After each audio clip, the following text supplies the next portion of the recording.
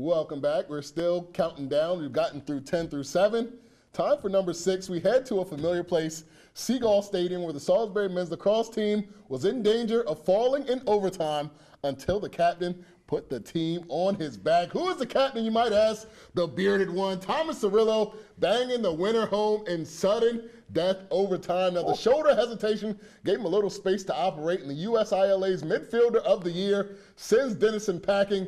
I'd imagine some kind of party ensued there on College Avenue thereafter, although I cannot confirm. More from the embarrassment of riches in Seagull land coming up in a minute. Sources say, huh? Yes, that's right.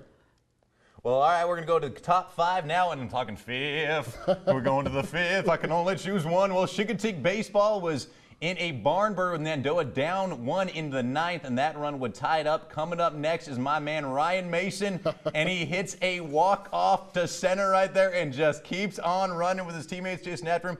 That clinched their 2nd straight district title right there. They made it all the way to the state quarterfinals where they came up a little bit short. The team that beat them actually went on and won the championship. So congrats to them, but congrats to the Ponies as well. And play number 4, Easton versus St. Peter and Paul. Easton down with 4:21 left, and Ellie Roser goes around the defender into the net just to tie this game up, but it gets even better right here because 13.4 seconds left on the clock. She runs the ball up, scores the game-winning goal, and the Warriors were trailing by as much as 9 early on in the second half. They went on a huge run, scoring 10 unanswered goals to win it 12-11. Who does that? All right, so we are down to our final 3 plays. Before we go, we could not.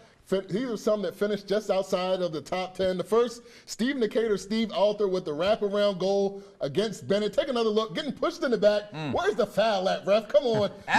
Not looking, and buries it past the keeper before the keeper even knows it's how to stick. That was sick, Alter.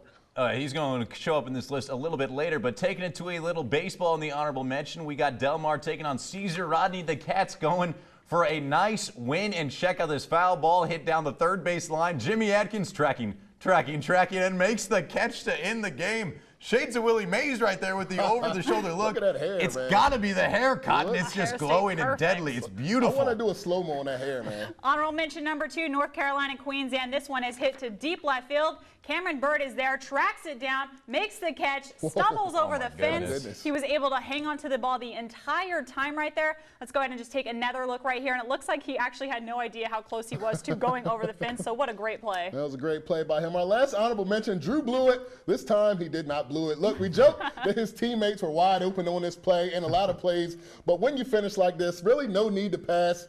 Take another look. He blows by exactly half the population there in Felton. Seriously. Gets hit, falls to his knees, and still is able to bounce one past the keeper. Great job by Drew. He got that team all the way to the Henlopen Championship game. Not sure how many people saw that coming, so kudos to Del Mar Lacrosse. Yeah, first of all, definitely shout out to Del Mar Lacrosse. They actually won their first playoff game in program history. Blue had got first team all conference. They had a tremendous season. A lot of seniors worked hard on that program.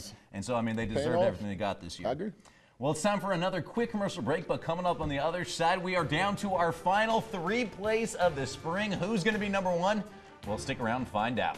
I'm Joey Gear. I play second base for Bennett Baseball, and you're watching Del Mar Sports Insider. Mocha, mocha, mocha, mocha.